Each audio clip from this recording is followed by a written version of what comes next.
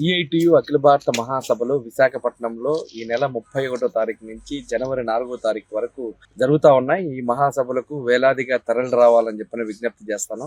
జనవరి 4వ తారీఖున పెద్ద ఎత్తున బహిరంగ సభ, లక్షలాది మందితో బహిరంగ సభ నిర్వహించబోతున్నాం. దీనికి అగ్రనాయకత్వం, సిఐటియు అగ్రనాయకత్వం మొత్తం కూడా ఇందులో పాల్గొనబోతా ఉన్నారు. అనేక మంది కార్మిక సమస్యలపైన చర్చించే రకంగా నిర్ణయాలు చేసి, తీర్మానాలు చేసే రకంగా ప్రభుత్వానికి వ్యతిరేకంగా ఒక పెద్ద పోరాటానికి నాంది పలకాలని చెప్పిన ఉద్దేశంతో ఈ మహాసభలు జరుగుతూ ఉన్నాయి. ప్రధానమైనటువంటి డిమాండ్స్ ఈరోజు లేబర్ కోడ్స్, 4 లేబర్ కోడ్స్ ను రద్దు చేయాల్సినటువంటి అవసరం ఉంది. 29గా ఉన్నటువంటి లేబర్ కోడ్స్ ను 4 కోడ్లుగా మార్చేసి ఆ చట్టాలన్నింటినీ కూడా నిర్వీర్యం చేసి కార్మికుల యొక్క గొంతులు కోయడానికి ఈరోజు ప్రభుత్వం పూనుకుంది. ఆ రకంగా ఈరోజు ప్రభుత్వం చేస్తున్నటువంటి ప్రయత్నాలు ఏవైతే ఉన్నాయో వాటిని సరైనటువంటి కాదు అని చెప్పనని సిఐటియు నినదిస్తూ ఉంది.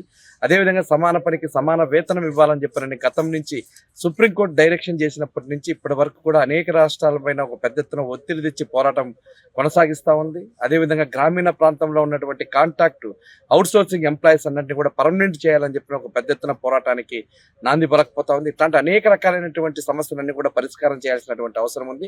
ఈ మహాసభల వేదిక ద్వారా దీనిపైన ఒక పెద్ద ఎత్తున తీర్మానాలు చేసి ఈ కేంద్ర ప్రభుత్వానికి పంపించడం అనేది జరుగుతుంది. కేంద్ర ప్రభుత్వం దీనికి తలొగ్గి ఆ రకంగా కార్మికులందరికీ న్యాయం చేయాలని చెప్పని సిఐటియు డిమాండ్ చేస్తూ పెరుమాలపల్లిలో ఉన్నటువంటి అగ్రికల్చర్ కాలేజీ కాంట్రాక్ట్ వర్కర్స్, అదేవిధంగా అవుట్ సోర్సింగ్ వర్కర్స్ తో పోస్టర్ ఆవిష్కరణ చేసి ఆ రకంగా మహాసభలు విజయవంతం చేయాలని